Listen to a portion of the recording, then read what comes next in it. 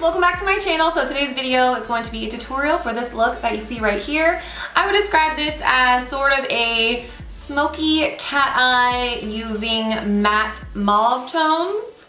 So I feel like it would be perfect for Valentine's Day. I love a good matte smoky eye. I think there's nothing like it. It's sophisticated, it's sultry, it's sexy. And I feel like when I first started doing makeup and really getting into makeup, it was so tricky for me to do looks like this where I was using sort of mauve colors and hints of pink tones, just because it always ended up looking like I was wearing pink and black. And it didn't get that, you know, smoky kind of vibe that I was looking for. I'm gonna give you my best tips on making it all kind of work together. I feel like I just want to keep talking to you guys, but I should probably get to the tutorial. So make sure you're subscribed to my channel, give this video a thumbs up, and if you want to see how to do this look, then just keep on watching. Okay guys, let's get started with this look. So the first thing I'm gonna do is put down some MAC Soft Ochre paint pot on my lid as a base. If you lay this on too thick and apply eyeshadows on top, it can get sort of a texturized, crinkly look. So I always like to thin it out with a beauty blender just to avoid that pitfall. Then I'm gonna set my entire lid space using the shadow Brule, which is also a permanent color. This is from the Glam AF quad from the Patrickstarrr MAC collection, which is one of my favorite limited edition collections that MAC has ever put out, by the way. So then I'm gonna be using Cupcake by Makeup Geek. This is the perfect mauve shadow, and I'm gonna look down so I can really get in there on my crease line. I have a little wrinkle in there, so I like to make sure the color goes all the way in my crease. And today we want to do a smoky eye that sort of has a veil of mauviness over it, but I actually want to put that color down first. So we have that foundation down, and then we can just keep layering those smoky or darker colors on top of it. That's how I do a look like this. So I'm just applying it right into the crease and swirling it down onto the lid. And I just keep layering on this color using a Zoeva 228 brush. It's really perfect because it's fluffy, so it gives you a nice blended look, but it's slightly tapered and pointed, so you can get more precision and kind of just get the exact shape that you're going for with your shadow. I'm gonna dip into the BH Cosmetics Studio Pro Ultimate Neutrals palette. It has an array of transition shadows and some rosier ones that has a transition shade for every skin tone. It's amazing. So I'm just scooting and like kind of swishing that lighter transition over the color I just put down to blend. Then we're going with the Jaclyn Hill palette because it has all these amazing mauve brick browns. So I'm gonna pick this one up and apply it right into that other color using a Real Techniques crease brush. And that is just sort of the process of layering up those mauve browns, and you sort of just go right down the line from lightest to deepest. So we're moving down to this deeper mauve brick tone. And that for me really is the trick to achieving a look like this. If you do sort of a mauve with mostly black eyeshadows, I feel like it could come across pretty harsh.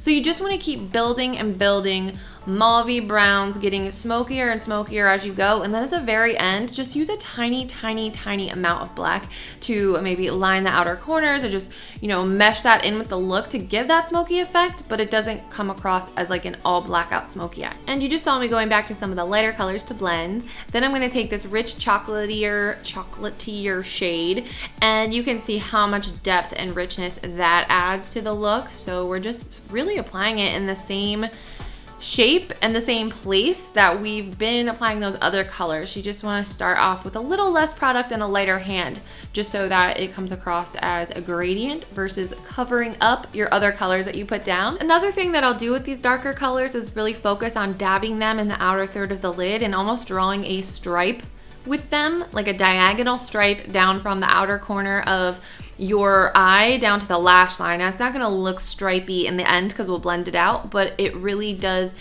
give that cat eye shape to your eye without actually putting down a big thick wing of cat eyeliner. Then dipping back into the lighter brick tone just to scoot it over everything. I always say that, just to smush it over everything and blend it out. I'm going to do a wash of this even deeper brown here and apply that all over the lid. You'll notice I still have not dipped into any actual black eyeshadows yet. I'm getting there, but this one is almost black, but not quite. But I'm going to make sure I tap my brush off and get a little bit of a smoky wing going in that outer corner. I can go back with that lighter brown to blend over top to soften it, but I'm really just going back and forth between those darkest colors and, you know, applying it first in the outer corner and bringing it inwards just to keep building up the illusion of like a smoky wing type of effect.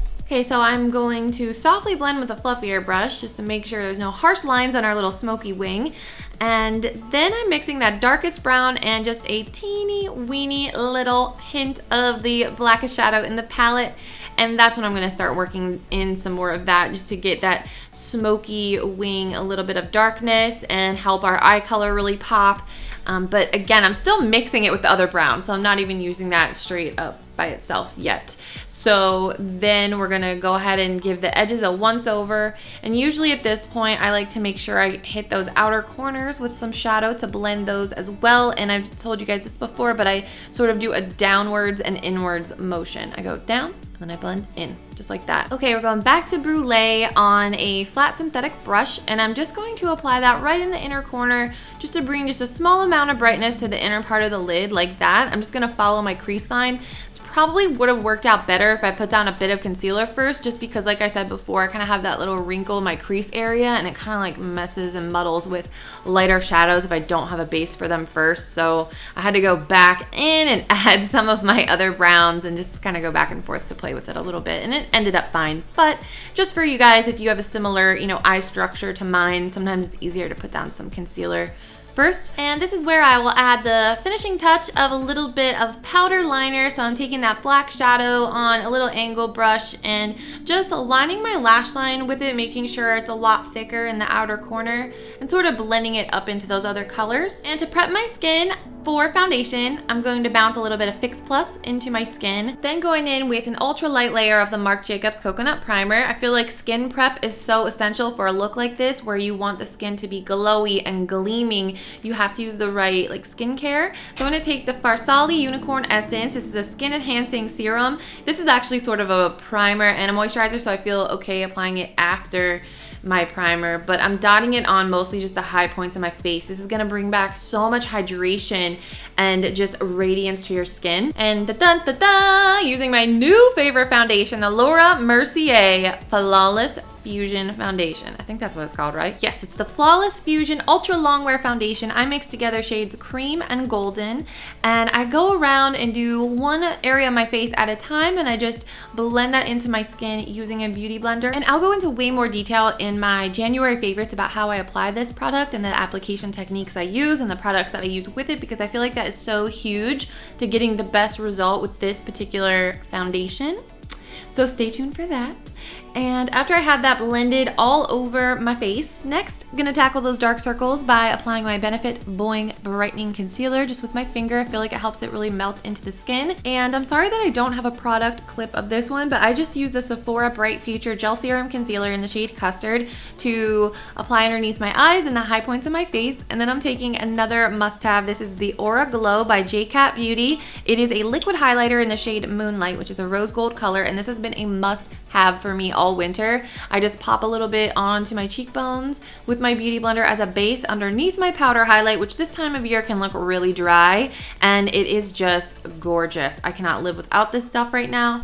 And to be honest, this video is kind of like a full face of recent favorites because I'm using another recent obsession, my Maybelline Fit Me Loose Finishing Powder in the shade Fair 05 to set underneath my eyes and some other spots around my face. And I'm going to dust it away with a duo fiber brush. And then I'm using a mix of NC30 and NC42 of the MAC Studio Fix Powder Plus Foundation. I know this seems excessive, but I honestly just use the smallest amount. I just barely touch my brush to the pan and just dab it lightly on my face to dry the foundation down. I applied some more of the Aura Glow and the Ofra Nikkie Tutorials Glow Goals highlighter, which is a peachy golden shade, to my décolleté. And then I sprayed down my face with Fix Plus, which I like to do after I do my powder to set.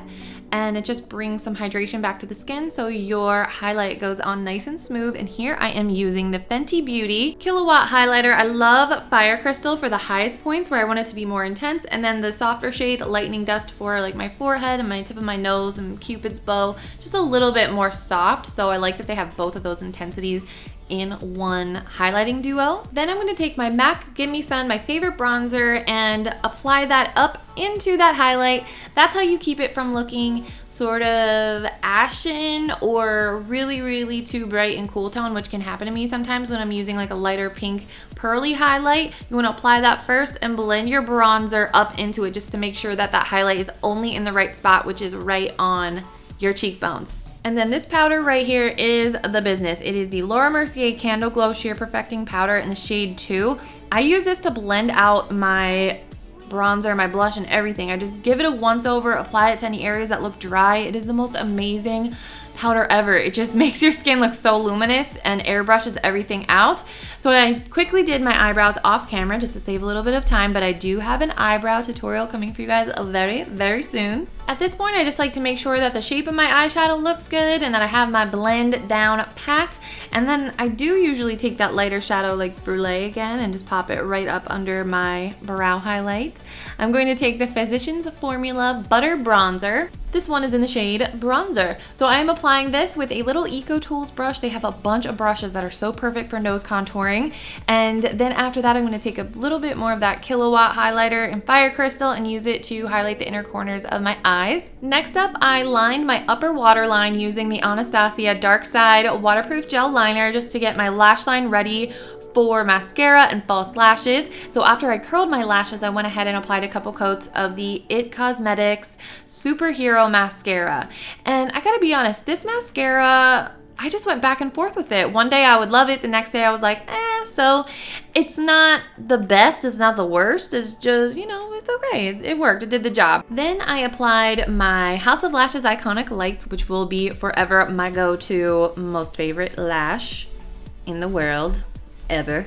Okay. And my typical process for the lower lash line is as follows. I'll usually do a mix of all of the crease colors that I used on one liner brush, and this is a Zoeva liner brush. It's really nice and soft for that delicate lower lash line area. And I'll line that about a third or a halfway in using all those colors mixed together, and then I'll go back over with whatever transition shadow I use on a bit of a fluffier brush and just apply that right over top, and it really softens it out and blends it really nicely. To complete the eye look, I'm going to take a bit more of that mascara and just very lightly tap it onto my lower lashes. I used to do a ton of eyeshadow and a ton of liner and mascara, just load up my lower lashes with mascara, and it's so funny, now I barely do anything to my lower lash line. I just like that kind of look more these days. But then I'm going to line my lips using the MAC Boldly Bare Lip Liner.